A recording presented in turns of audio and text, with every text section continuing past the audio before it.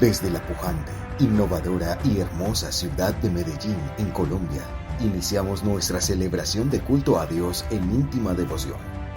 Íntima Devoción es una iglesia que cree, obedece, vive y proclama los efectos transformadores del Evangelio del Señor Jesús.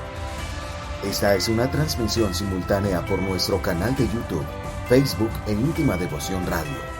Descarga gratuitamente nuestra aplicación en las tiendas iPhone y Android. Sean todos bienvenidos. Dice la palabra del Señor: los jefes del pueblo se establecieron en Jerusalén. Entre el resto del pueblo se hizo un sorteo para que 1 de cada 10 se quedara a vivir en Jerusalén, la ciudad santa, y los otros 9 se establecieran en las otras poblaciones. El pueblo bendijo a todos los que se ofrecieron voluntariamente a vivir en Jerusalén. Quiero compartir con ustedes este mensaje que he titulado La bendición de los voluntarios. Y mientras preparaba este sermón, recordé que hace algunos años el Señor me dio la oportunidad de prestar el servicio en el Ejército Nacional de Colombia. En esa época todavía era menor de edad, tenía 16 años, iba para los 17 años. La ley que decía que los mayores de edad solo eran los que podían prestar el servicio todavía no había entrado en vigencia.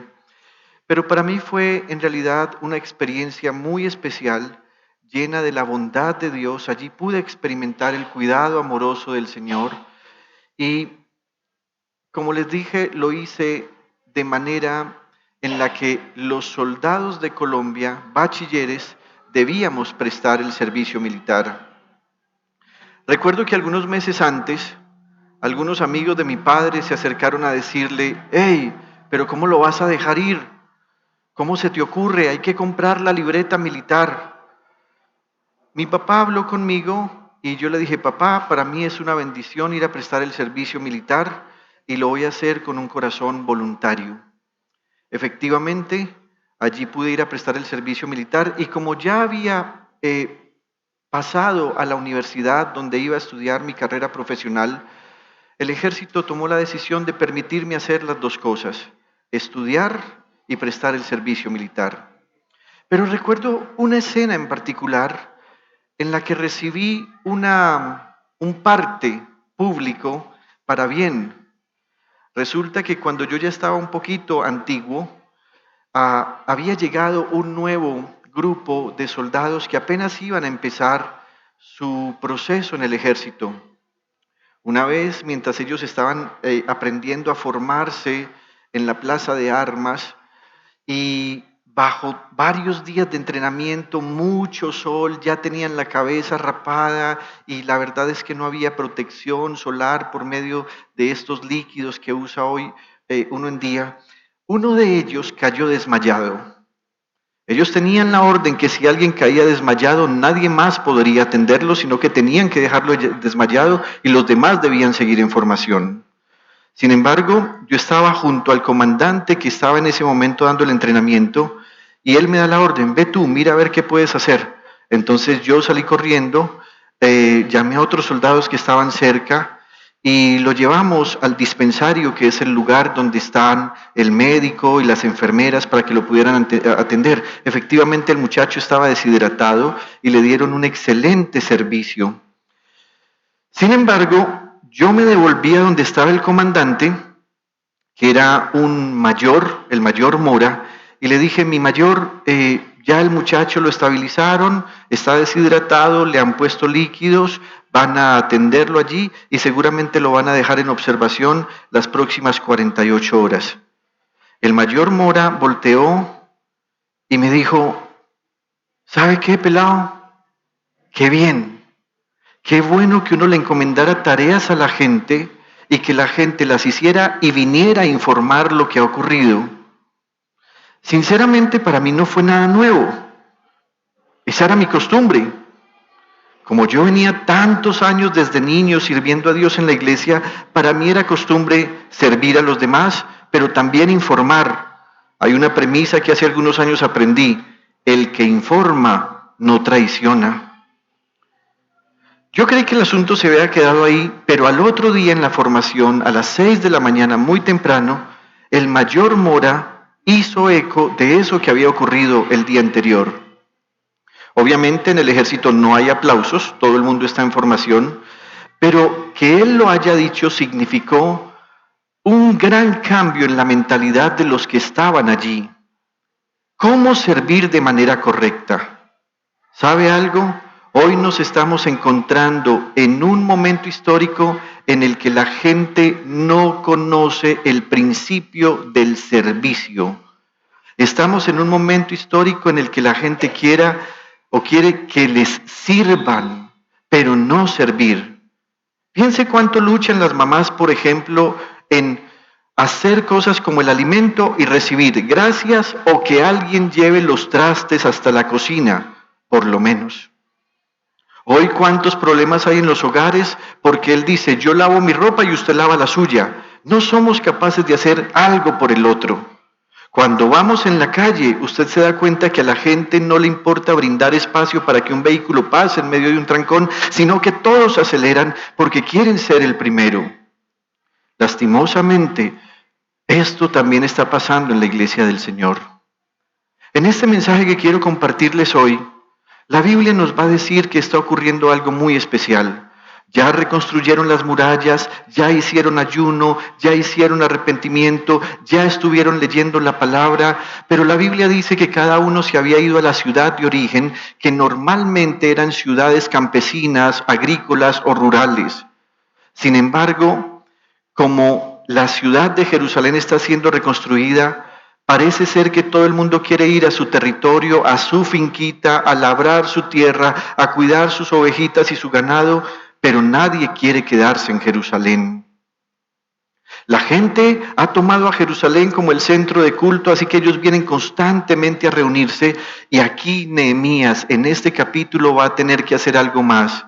Va a tener que hacer un llamado para que algunos de ellos se queden en esta ciudad. En esta primera parte de este sermón quiero compartirles por qué la importancia de Jerusalén. Si no entendemos eso, no entenderemos tal vez la segunda parte. Miren, Jerusalén es la ciudad que Dios escogió para habitar y en la cual Él decidió que se construyera un templo a su nombre. Si ustedes observan, el versículo 1 empieza diciendo, los jefes del pueblo se establecieron en Jerusalén. Así que en este momento Jerusalén va a ser el foco de atención. La Biblia dice que desde mucho tiempo atrás Dios había decidido habitar en el territorio que hoy conocemos y que en la historia conocemos como Jerusalén. Dios decidió que ese fuera el lugar donde se construiría un templo. Dios decidió que ese sería el lugar donde Él habitaría. Así que eso ya nos empieza a mostrar por qué Jerusalén es importante. La Biblia dice, por ejemplo, en el Salmo 132, versículos 13 y 14, lo siguiente. El Señor ha escogido a Sión.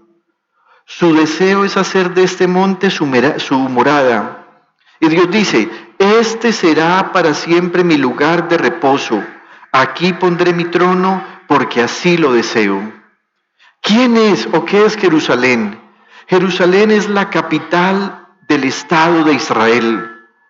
Esa Jerusalén durante mucho tiempo fue una ciudad que tenían a su disposición los jebuseos. Los jebuseos. Cuando David empieza a llegar al trono, David dice, es una buena ciudad. Y David recuerda que Dios había dicho en la ley de Moisés, más o menos unos 500 años antes, que algún día Él escogería una ciudad donde se construiría un templo y que ese día Dios mismo habitaría en esa ciudad.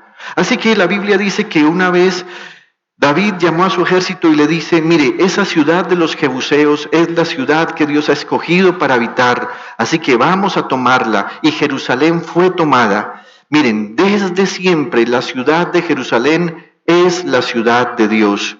En Joel capítulo 3, versículo 17 dice, entonces ustedes sabrán que yo, el Señor su Dios, habito en Sión, mi monte santo. Santa será Jerusalén y nunca más la invadirán los extranjeros. Esta es una promesa que seguimos esperando. Todavía no se ha cumplido, pero si usted observa, Dios dice, Santa será Jerusalén, y Dios se apropia de ella y dice, mi monte santo. En segundo libro de Crónicas, capítulo 3, capítulo 7, versículo 16, Dios dice, desde ahora y para siempre escojo y consagro este templo para habitar en él. Mis ojos y mi corazón siempre estarán allí. ¿Y dónde estaba ese templo? En Jerusalén. Tiempo después, la Biblia dice que el profeta Ahías, hablándole a Jeroboam de parte de Dios, le dijo lo siguiente, pero a su hijo le dejaré una sola tribu para que en Jerusalén, miren lo que dice Dios, la ciudad donde decidí habitar, la lámpara de mi siervo se mantenga siempre encendida delante de mí. Inclusive, de mi siervo, ¿qué leí?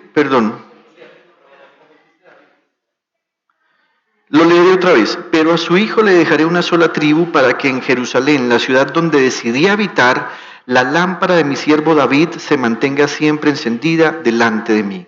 Observen cómo Dios habla en primera persona. Dios habla de Jerusalén como una ciudad donde Él decidió habitar.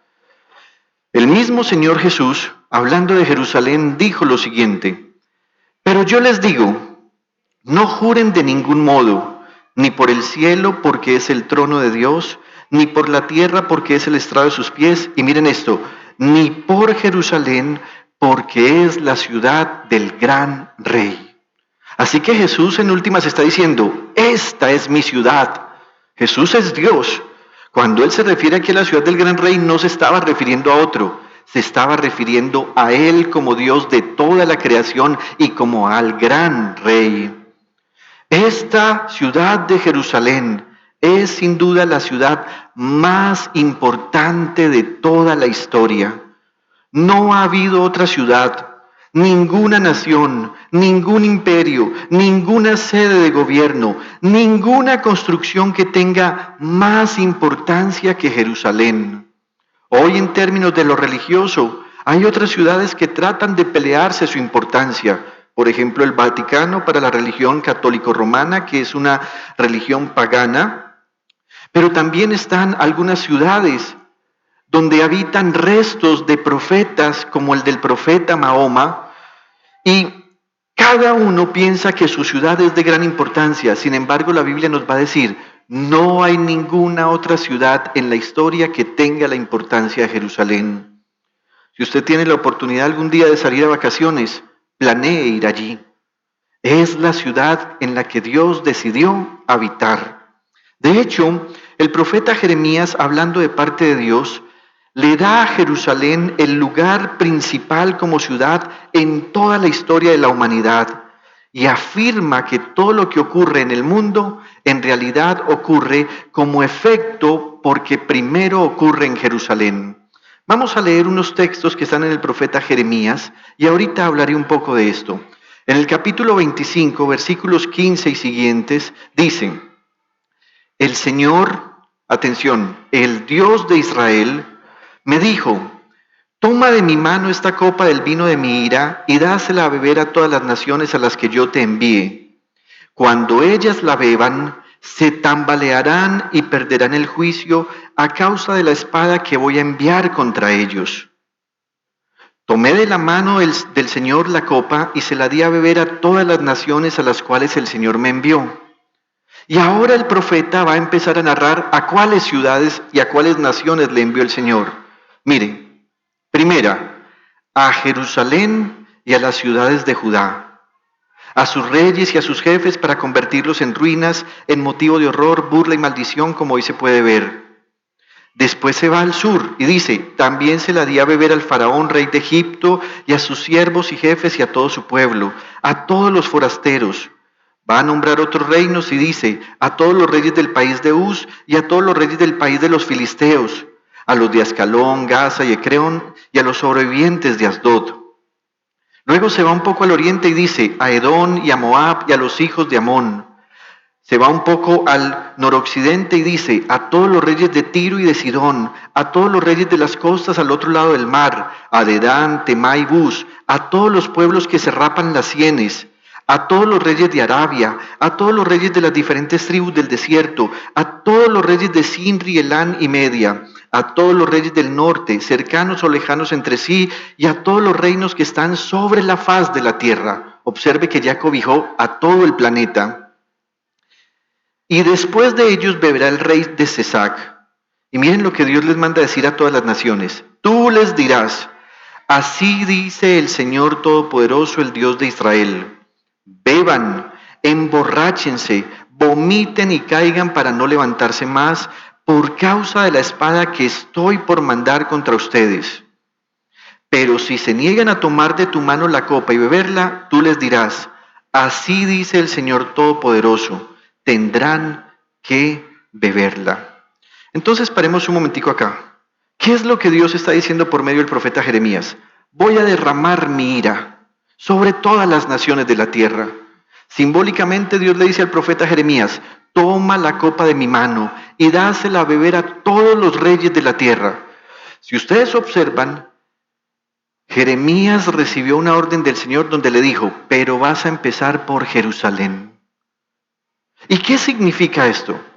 Si en Jerusalén se desataría la ira, o se iba a desatar la ira de Dios, en las demás naciones de la tierra también. Mire lo que sigue diciendo el versículo 29. Desataré calamidades contra la ciudad que lleva mi nombre. O sea, ¿cuál? Jerusalén. Y entonces Dios dice: ¿y creen ustedes que no los voy a castigar? Al contrario, serán castigados, afirma el Señor Todopoderoso, porque yo desenvaino la espada contra todos los habitantes de la tierra. ¿Qué está diciendo Dios? Dios está diciendo: Jerusalén es el epicentro del mundo. Si allí las cosas están bien, en el resto del mundo las cosas están bien. Si allí las cosas están mal, en el resto del mundo están mal. Si allí hay problemas de pecado, en el resto del mundo hay pecado. Si allí hay problemas políticos, en las demás naciones de la tierra se presentan problemas políticos internos. Si en Jerusalén hay pestes, en todas las naciones las hay. Si en Jerusalén hay conflictos bélicos, en todo el mundo explotan guerras. Hace algún tiempo leí un comentario de un hombre de las asambleas de Dios que llegó a ser un dirigente más o menos en la época de los 40, y él era un hombre judío que Dios usó para enseñar la palabra de Dios en muchos lugares del mundo. Él puso como ejemplo lo siguiente: ¿se ha puesto usted alguna vez una camisa donde el botón y el ojal no concuerdan? ¿A cuánto les ha pasado? ¿Cierto? Que llega uno y se amarra el primero con el segundo. ¿Qué va a pasar con los demás botones y con los demás ojales? Todos van a quedar en desorden. Así que este pastor judío convertido a Jesús el Señor como su único Salvador decía: igual pasa con Jerusalén. Jerusalén es el primer botón. Si se pone en un ojal diferente al primero, todas las demás naciones de la tierra estarán en desorden, así como la camisa está en desorden.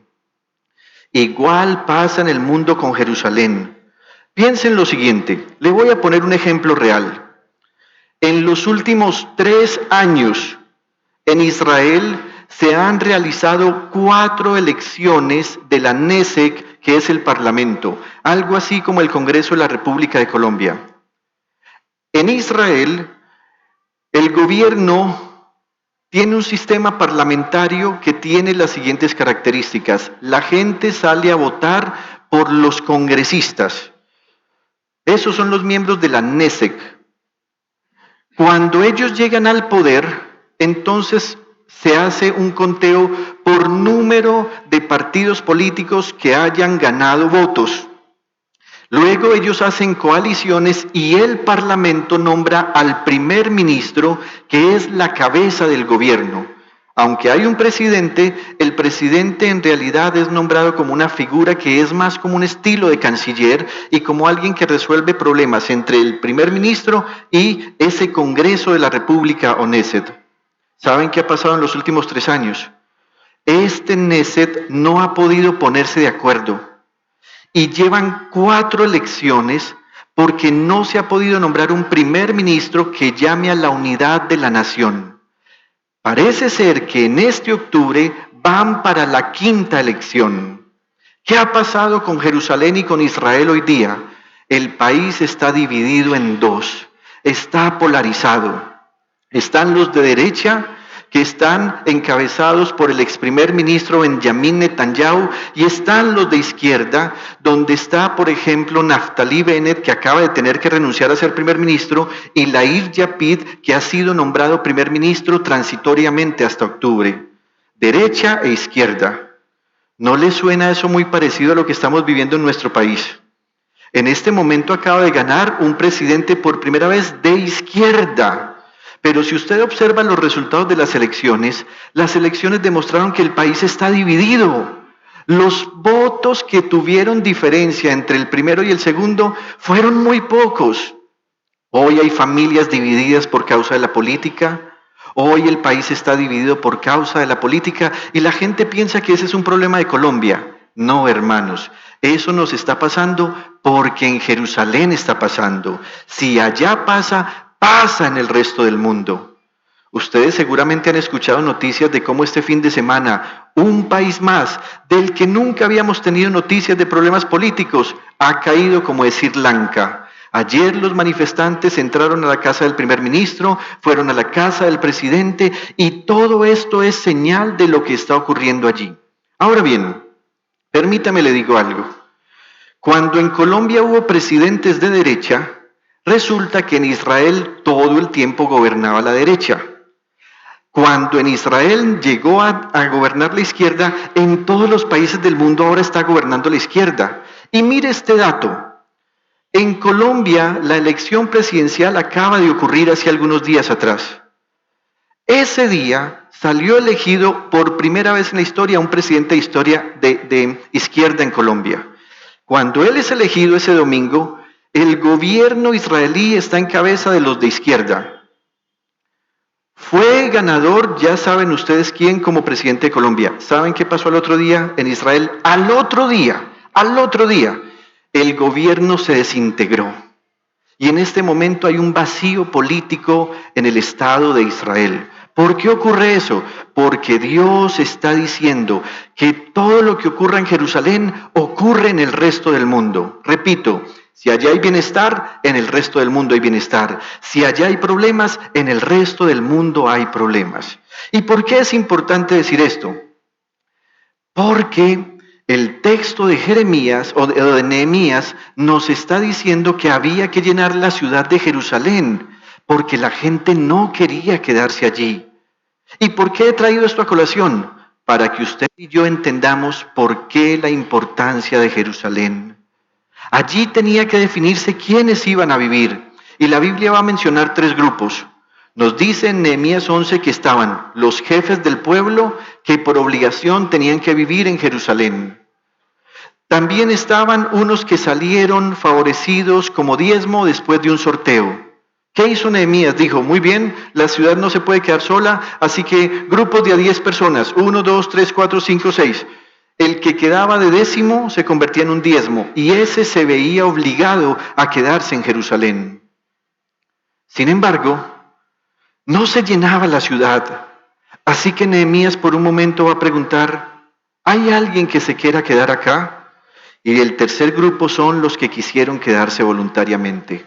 Corroboremos nuevamente esto que estoy diciendo con la lectura de la palabra. Versículo 1 de Nehemías 11, miren.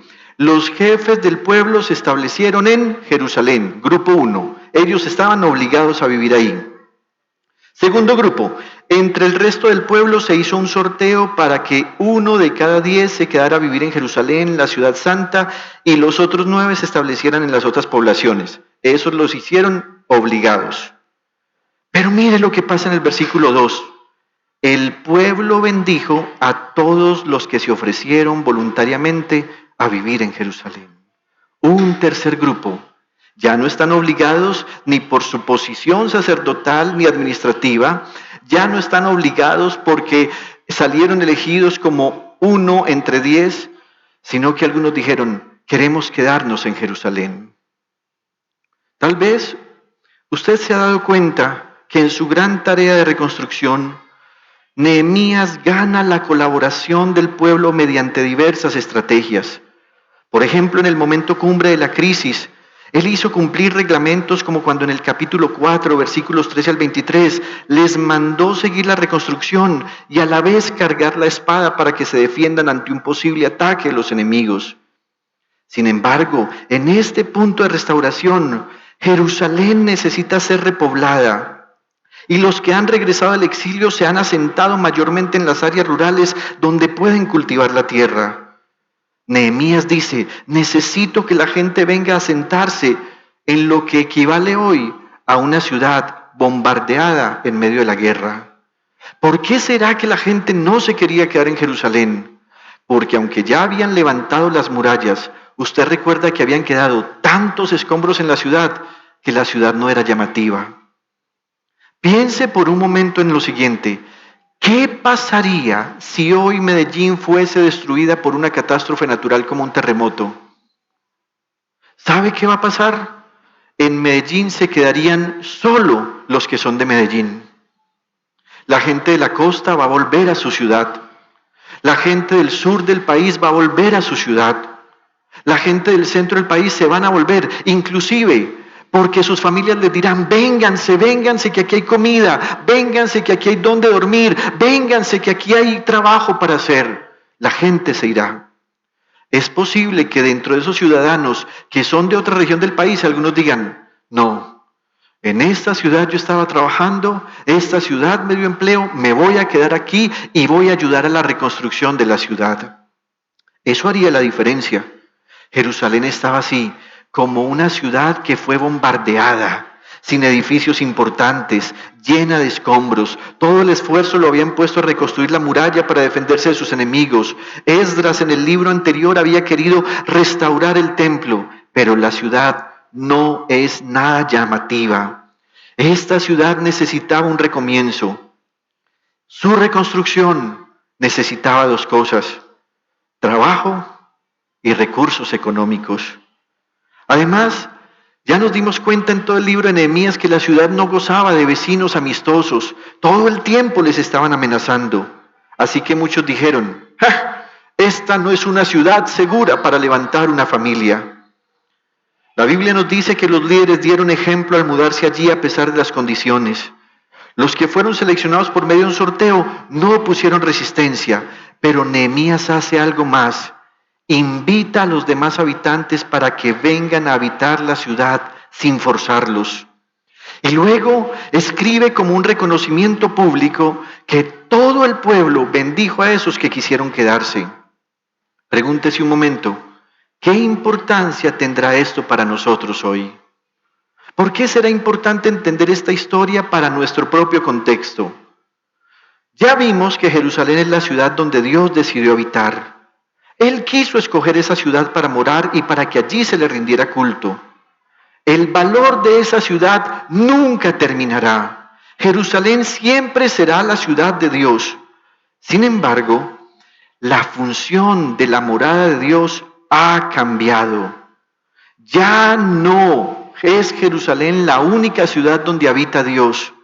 Ahora hay otra nueva Jerusalén. Y esa nueva Jerusalén somos todos los creyentes que hemos depositado nuestra fe en Jesús. En el Santo Evangelio según San Juan, capítulo 14, versículo 23, la Biblia dice, le contestó Jesús, el que me ama obedecerá mi palabra y mi Padre lo amará y haremos nuestra vivienda en él. En los versículos que habíamos leído antes, Dios dijo, moraré en Jerusalén. Ahora Dios, que es Jesucristo, está diciendo, si alguien me ama, lo va a demostrar obedeciendo mi palabra. Y a esa persona mi Padre lo amará. Pero además, mi Padre y yo vendremos a hacer vivienda en él. Repito, aunque la ciudad de Jerusalén sigue siendo la ciudad del gran rey, ahora Dios habita en las personas que aman a Jesús y por lo tanto obedecen su palabra. Jesús el Señor dice que el amor del Padre se manifiesta ahora no por un lugar físico donde hay un templo de piedras, sino porque cada creyente ahora hace parte del templo vivo en el que cada uno es una piedra viva y que esos que aman a Jesús, pues entonces obedecen su palabra. Quiero decirle algo, Dios no ha dejado de habitar en Sión, Dios no ha dejado de habitar en Jerusalén, pero Dios ha dicho, muy bien, ahora mi Sión y mi Jerusalén son todos aquellos que reciben a Jesús como Señor y Salvador. Sería muy triste, gloria a Dios.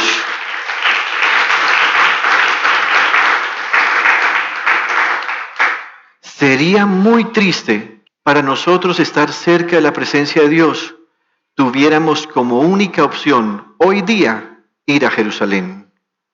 Sería muy triste. Ahorita les animé a que si tienen oportunidad vayan allí de vacaciones, pero con una convicción.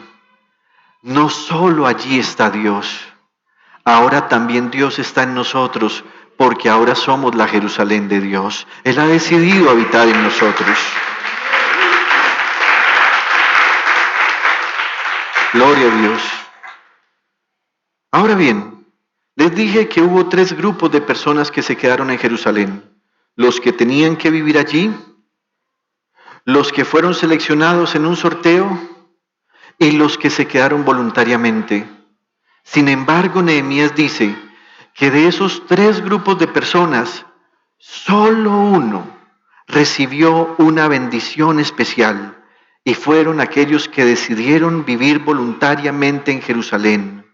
Y eso significa que también en el pueblo de Dios hoy día hay personas que están caminando con Jesús por obligación, otros que están caminando con Jesús porque se sienten obligados y seleccionados, pero hay un grupo muy distinto que son los que voluntariamente deciden caminar con el Señor.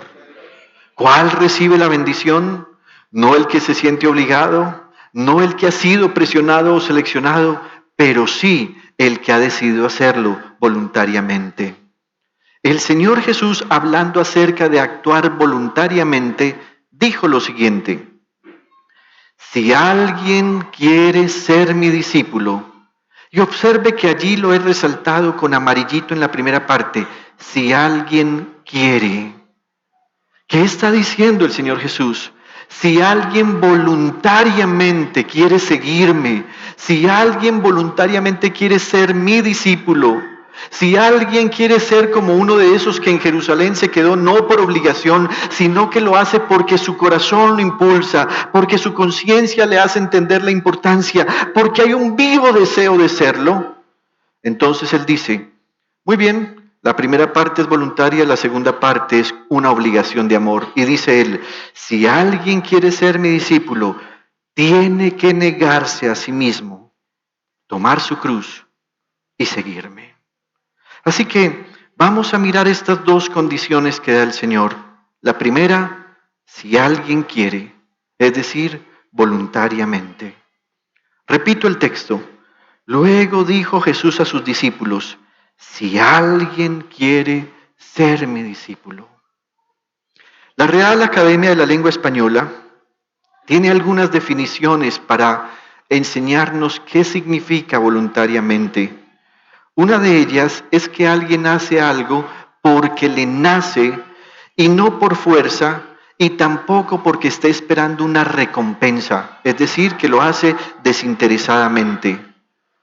Cuando el Señor Jesús en este texto está diciendo, si alguien quiere ser mi discípulo, lo que Él está diciendo es, si alguien siente que vibra con esta idea, si alguien siente amor por hacerlo, si alguien siente un impulso de su corazón sin que nadie lo obligue, pero además Él está diciendo, si alguien quiere seguirme sin esperar nada a cambio.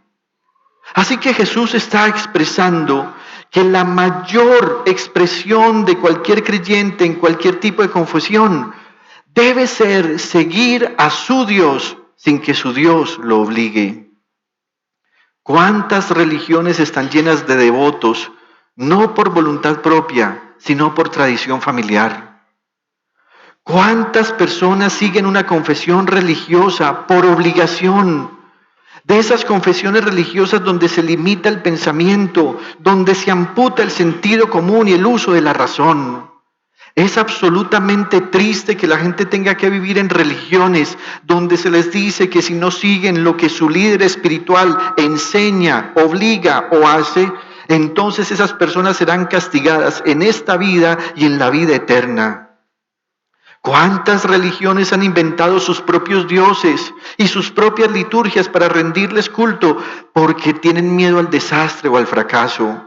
Si usted observa, la mayoría de personas en el mundo sigue una religión no por una convicción de amor, sino porque le tienen miedo a los problemas, al fracaso, al desastre, al enojo de sus dioses. ¿Por qué la gente le hace rezos a santos, ya sean de cualquier religión? No porque ellos piensen que esos dioses aman, sino porque la gente piensa que si esos dioses no reciben culto o adoración, se enojarán contra esos creyentes y entonces todo les irá mal. Inclusive, ¿cuántas iglesias que dicen ser cristianas tienen en su feligresía a personas que están solo porque su avaricia les obliga a hacer sacrificios como escuchar un sermón o pactar con dinero y no por amor? Y permítame, me hago entender acá, querida iglesia, cuando usted venga a este santo lugar que hemos llamado un templo para Dios, venga por amor. Venga porque en su corazón hay un deseo de adorar a Dios. No venga por miedo, no venga por obligación. Hacer las cosas por obligación lo único que hace es amputar nuestro sentido común. Hacer las cosas por obligación lo único que hace es traer opresión y hacer que nuestro pensamiento tenga tantos límites que no experimentamos el amor del Señor. Voluntario para el Señor Jesús significa que alguien recibe una visión, que alguien recibe una misión, pero que alguien recibe la pasión para hacer una tarea sin esperar nada a cambio. ¿Cuánto hemos corrompido este principio del voluntariado? Desde nuestros hogares hemos permitido que esta actitud se pierda y la hemos cambiado por negocios. Por ejemplo, en la familia dice el papá o la mamá: hijo, necesito que me hagas este favor. Y la respuesta hoy día de los hijos es: ¿y qué me das? En nuestras empresas hemos llegado al punto de tener empleados que dicen cosas como: si el café se regó, así se quedará, porque a mí no me contrataron para hacer el de oficios varios. También hemos entrado en la cultura del se veyé, algo que parece muy de risa y muy de humor, y que significa: ¿cómo voy yo? Te proponen algo en lo que deberías mostrar tu servicio y todo el tiempo lo piensas en función del dinero. ¿Saben algo? Ser voluntario para el Señor Jesús es ser diligente. Hay algunos textos en el libro de Proverbios acerca de la diligencia como una muestra del que actúa voluntariamente. Por ejemplo, en Proverbios 12, versículo 27 dice: el perezoso no atrapa presa, pero el diligente ya posee una gran riqueza. ¿A cuál gran riqueza se refiere? A la actitud de hacer las cosas voluntariamente. En Proverbios 13:4 dice: el perezoso ambiciona y nada consigue, el diligente ve cumplidos sus deseos. Versículo 29 del capítulo 22. Pregunta al escritor: ¿has visto a alguien diligente en su trabajo? Se codeará con reyes y nunca será un don nadie. ¿Qué está diciendo? El que es diligente en su trabajo va a ascender y va a llegar al puesto en el que se codeará con aquellos que son importantes. Los que son perezosos nunca llegarán allá. Ahora bien, Jesús habla en esta parte diciendo: el que quiera ser mi discípulo. Y aquí deberíamos preguntarnos: ¿en realidad estoy siguiendo a Jesús porque quiero? ¿O lo estoy siguiendo porque me toca? ¿O lo estoy siguiendo porque me presionan? ¿O lo estoy siguiendo por miedo a que me vaya mal? Qué triste es cuando en nuestras iglesias cristianas cambiamos la gracia de Dios, el favor de Dios y la bondad de Dios por obligaciones humanas disfrazadas de concepto de Dios.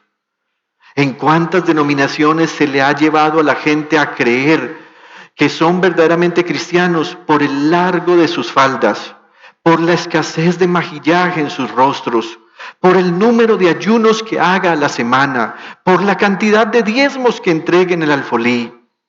A esas personas nunca se les ha enseñado que Jesús sigue diciendo: el que quiera ser mi discípulo. ¿Te has preguntado tú, quieres ser discípulo del Señor? ¿En realidad este es tu interés? ¿Piensas permanente en Él como el guía que está llevando tu vida por buen camino y te está llevando a mejores pastos, como dice el Salmo 23? ¿O solo piensas en Jesús como a ese ser al que acudes cuando tienes una necesidad económica, un gran problema familiar o la enfermedad tuya y de alguien a quien amas? ¿Cómo estás viendo a Jesús? ¿Como alguien que se para un momento a mirarte y te dice: oye, ¿quieres venir conmigo? Y tú le respondes: quiero, porque te nace. ¿O eres el tipo de persona que cuando Él te dice: oye, ¿quieres ser mi discípulo? Tú le dices: Señor, más tardecito voy a hacer unos negocitos, voy a criar a mi familia, voy a engordar un rebaño, voy a ir a conseguir un dinero para ser un buen misionero? Jesús está diciendo: ¿hay alguien que quiera? ¿Cuántas personas en las iglesias se están equivocando porque buscan de Dios la bendición del voluntario, pero no son voluntarios diligentes que están siguiendo a Jesús porque quieren? La segunda condición de la que habla el Señor Jesús ahora es una obligación como acción de compromiso. Él dice: si alguien quiere ser mi discípulo, ahora dice, tiene que negarse a sí mismo, tomar su cruz y seguirme. Por favor, muéstrame el texto, querida producción. Si alguien quiere ser mi discípulo, tiene que negarse a sí mismo, tomar su cruz y seguirme. Piense por un momento en esto. ¿Qué pasaría si un muchacho le dijera a una muchacha: hola princesa, ¿sabes algo? He estado orando por ti y ahora que tengo la oportunidad de hablarte, me encantaría que tuvieras una relación de amor conmigo. ¿Quieres ser mi novia? Y que ella le dijera: claro, quiero ser tu novia, pero quiero tener una relación abierta contigo. Así que el muchacho le dirá: ¿cómo así que quieres tener una relación abierta conmigo? Sí, mira, si otro muchacho viene y me gusta y me provoca darle un beso, quiero darle un beso, pero quiero seguir siendo tu novia. Si otro muchacho viene y me invita al cine y como viene en un vehículo y tú solo tienes bicicleta, pues si me antoja quiero ir con ese muchacho en su carro a ver cine. Es más, si otro muchacho viene y me propone que le entregue mi virginidad y yo siento que me atrae mucho, lo voy a hacer, pero también quiero seguir siendo tu novia. ¿Creen ustedes que eso tiene lógica? No. Así que la primera parte en todo vínculo relacional es: ¿quieres? Y Jesús dice: ¿quieres ser mi discípulo? Así que Jesús dirá: si quieres, entonces ahora tienes que hacer algo. Y Jesús va a mencionar 3 cosas. Debes negarte a ti mismo. Lo que Jesús está diciendo es: en tu vida, tú no serás la prioridad. Yo seré tu prioridad. La segunda cosa que le dice es: tendrás que tomar tu cruz. Jesús no dice: yo voy a llevar tu cruz. Y la tercera cosa que le dice es: si quieres ser mi discípulo, entonces sígueme. Porque no tendrá sentido que seas mi discípulo, pero que tú quieras hacer tu vida a tu manera, como tú quieras, por el camino que tú quieras. Tienes que hacerlo a mi medida. En la carrera de la fe, lo que hacemos de manera voluntaria se encontrará con un gran enemigo. ¿Y saben cuál es el gran enemigo que tenemos en la carrera de la fe? Algunos dirán el diablo, otros dirán el pecado y otros dirán el mundo. Pero quiero decirte, el gran enemigo que tenemos en la carrera de la fe para ser verdaderamente discípulos del Señor es mi yo. Mi yo egoísta, mi yo en el que quiero lo mejor para mí, mi yo en el que quiero ser servido, mi yo en el que quiero ser superior y no inferior, mi yo en el que quiero que me sirvan pero no servir, mi yo en el que quiero que las cosas se hagan a mi manera, mi yo que siempre busca una recompensa, que siempre busca un aplauso, que siempre busca el reconocimiento. Mi yo busca la comodidad, mi yo busca hacer su propia voluntad caprichosa. Así que negarse a sí mismo es ponerle freno al trabajo arduo por la autosatisfacción, es acabar con mi rencor, mi enojo, mi deseo de placer. Hace unos meses atrás, un hombre me dijo cómo había tenido una gran disputa con su esposa al punto que la había golpeado y maltratado. Y me dice, ¿sabes algo, pastor? Después de reflexionar en esto, yo como discípulo del Señor tenía que poner orden en mi casa y por eso la puse a ella en orden. Por eso se ganó unos cuantos golpes. Le dije, no eres un discípulo del Señor. Porque si tú fueras un discípulo del Señor, te hubieras negado a ti mismo y eso significa que las razones que llevaron a tu enojo, que las razones que te llevaron a tu violencia, que las razones que te llevaron a pensar que tenías la razón, son inútiles. Negarte a ti mismo significa que vas a ver a Jesús y al otro como superior y no a ti como un par de Jesús para tratar de manipular y de dañar la vida de esa persona que Dios te entregó para que tú cuidaras. Y le dije, y tampoco eres un discípulo porque no has tomado tu cruz. Tomar tu cruz significa que además entiendes que se sufre cuando estamos llevando una vida común, incluido el matrimonio. En el matrimonio también se sufre cuando, por ejemplo, no quiero vivir con mi pareja porque no me da el lugar que según yo debería tener. En el matrimonio se sufre cuando, según yo, esa persona debería ser mi esclavo o mi esclava y no yo su siervo a la par de él. En el matrimonio se sufre cuando vienen las enfermedades. En el matrimonio se sufre cuando llega la escasez. ¿Y por qué tantas personas se separan y se divorcian? Porque no quieren tomar la cruz. ¿Cuánto renegamos contra Dios porque nuestro hijo tiene una enfermedad congénita? ¿Cuánto renegamos contra Dios porque no logramos hacer en nuestra vida profesional aquello que anhelamos en el pasado y que tanto soñábamos? ¿Cuánto renegamos contra el Señor porque otros prosperan y yo no prospero? ¿Cuánto renegamos contra el Señor porque no hemos tomado nuestra cruz, que significa aceptar el sufrimiento y la doctrina del sufrimiento para ser formado en la verdadera fe? Luego el Señor Jesús, debes seguirme. Seguirme significará que yo actuaré como Él actúa.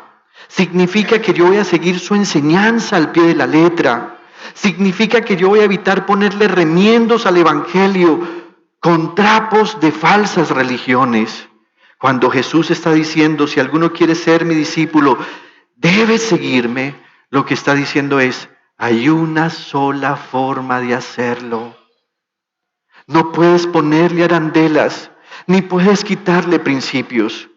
Tienes que hacerlo con los mismos pasos y por los mismos lugares por donde yo voy.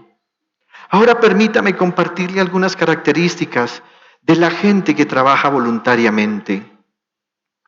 La gente que trabaja voluntariamente hace de agradar al Señor su prioridad. Así que las 24 horas del día, los 7 días de la semana está pensando, voy a agradar a mi Señor. En segundo lugar, una persona que decide vivir voluntariamente actúa sin esperar órdenes, pero está dispuesta a obedecer en amor. Esta semana le dije a un joven, oye, ¿podrías destaparme este bafle y ponerlo en tal lugar? El muchacho vino, puso el bafle, le quitó el plástico, dejó el plástico tirado y salió y se fue. Cuando yo lo vi dije, no tiene don de servicio. ¿Sabe qué dice el Señor Jesús? El que hace solo lo que se le manda debe decir que es un inútil. Si en tu casa tu esposa te dice, mi amor, me lavas estos platicos, y tú vas y lavas estos platos, pero no lavaste las ollas y la sartén que está ahí, tú eres un inútil, porque hiciste solo lo que te mandaron.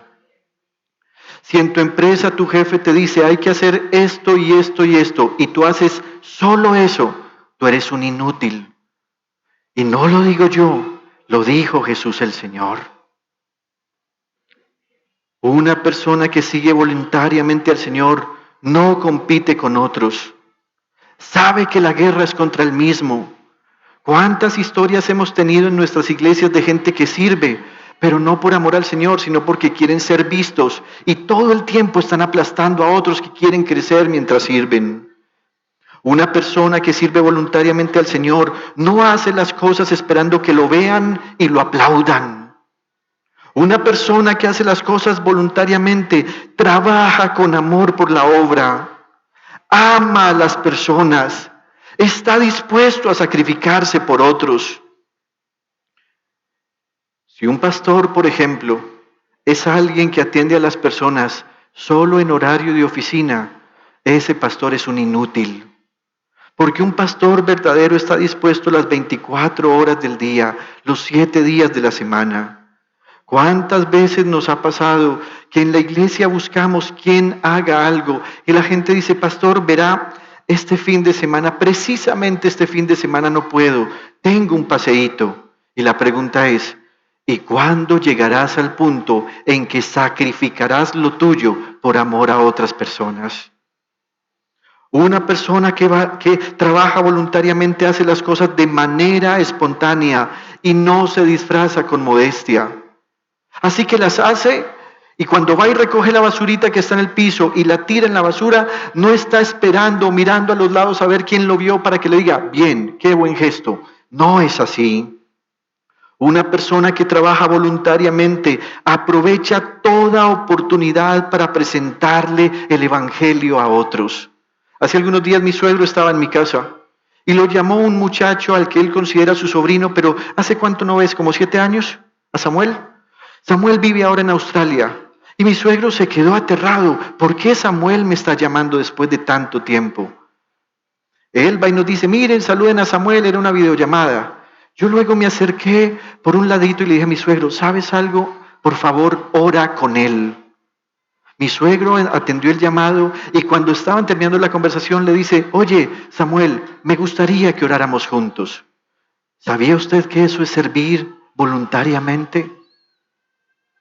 Muchas veces nos quedamos esperando, no, es que la gente no me da cabida para que yo les hable, es que la gente no me dice que ore por ellos. ¿Cuándo ofreces tú tu servicio para orar por esa persona? Una persona que trabaja voluntariamente tiene gracia al hablar. El que no es voluntario es pesado, es tóxico. Una persona que trabaja voluntariamente sabe que su sustento está en manos del Señor. No finge humildad para aspirar a cargos elevados. Recuerdo hace algunos años a un pastor en un congreso de pastores. Él con su corbata, con su saco bien puesto, y va entrando con pacas de agua. Mi papá le dijo, no deberías hacer eso. Y dijo, no, estoy mostrando humildad porque quiero llegar a ser un dignatario. Así no funcionan las cosas. El voluntario está concentrado en lo que hace en este instante. No está pensando en recompensas cuando la gente lo ve. Una persona que es voluntaria no solo ora por la gente, sino que ora con la gente. Una de las cosas que estamos fallando como iglesia es que sí oramos por otros, pero no les hacemos saber que estamos orando por ellos. Así que si usted ora por otros, Dios le escuchará, pero esa persona no sabrá que usted considera que su vida es importante. Así que no solo ore por ellos, ore con ellos.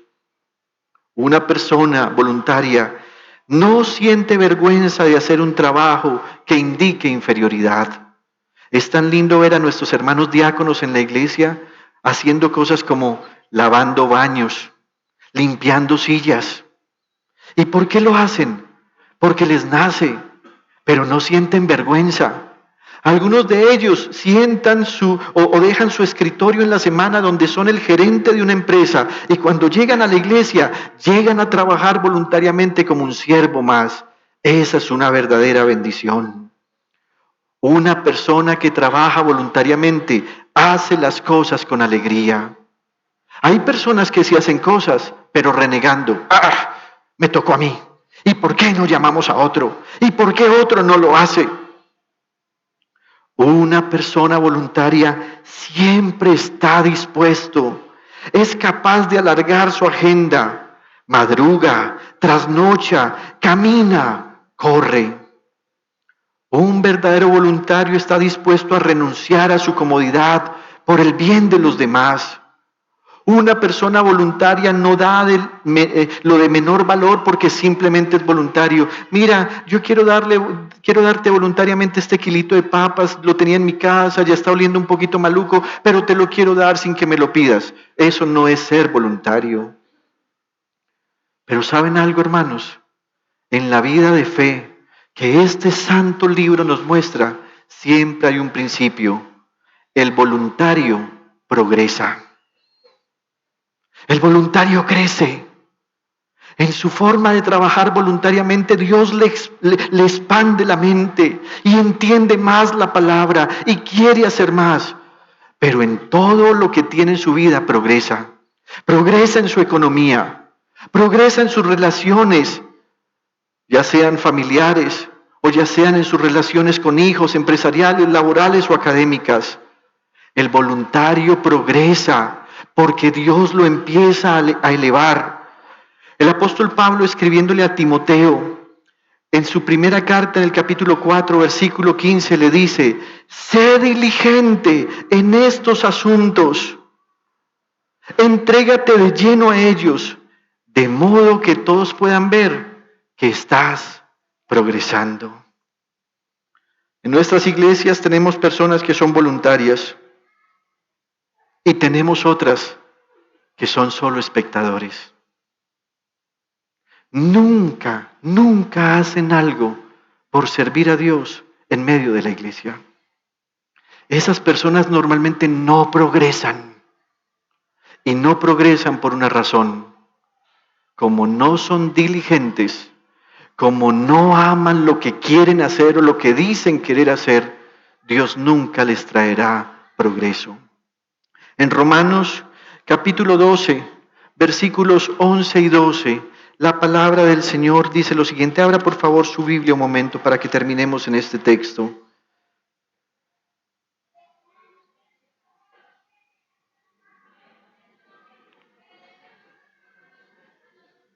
Romanos capítulo 12, versículos 11 y 12.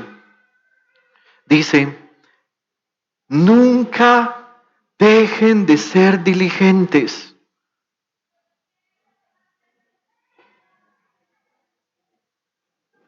Antes bien, sirvan al Señor con el fervor que da el Espíritu. Alégrense en la esperanza. Muestren paciencia en el sufrimiento. Perseveren en la oración, sigamos. Ayuden a los hermanos necesitados. Practiquen la hospitalidad. Bendigan a quienes los persigan. Bendigan y no maldigan. Alégrense con los que están alegres. Lloren con los que lloran. Vivan en armonía los unos con los otros. No sean arrogantes, sino háganse solidarios con los humildes. No se crean los únicos que saben. Hagan todo esto estando conscientes del tiempo en que, no paguen a nadie mal por mal. Procuren hacer lo bueno delante de todos. Si es posible y en cuanto dependa de ustedes, vivan en paz con todos.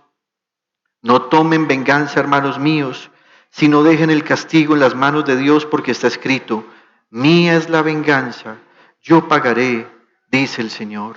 Y mire lo que hace un diligente. Antes bien, si tu enemigo tiene hambre, dale de comer. Si tiene sed, dale de beber. Actuando así harás que se avergüence de su conducta. No te dejes vencer por el mal. Al contrario, vence el mal con el bien. Queridos hermanos, usted puede ser cristiano por miedo o por obligación, pero también quiero decirle, un verdadero cristiano es alguien que hace las cosas voluntariamente porque recibe el amor del Señor. Repito el versículo 2 de Nehemías 11. El pueblo bendijo a todos los que se ofrecieron voluntariamente a vivir en Jerusalén. Que en esta etapa de su fe, usted decida voluntariamente vivir en Jerusalén, en la Jerusalén espiritual, que es donde el Padre, nuestro Dios y Padre, y nuestro Señor Jesucristo habitan por medio de su Espíritu Santo. Desde la pujante, innovadora y hermosa ciudad de Medellín, en Colombia, hemos transmitido la celebración de culto a Dios en íntima devoción. Íntima Devoción es una iglesia que cree, obedece, vive y proclama los efectos transformadores del Evangelio del Señor Jesús. Descarga gratuitamente nuestra aplicación en las tiendas de iPhone y Android y síguenos en Facebook, YouTube, Instagram y Twitter como Íntima Devoción. Hasta pronto.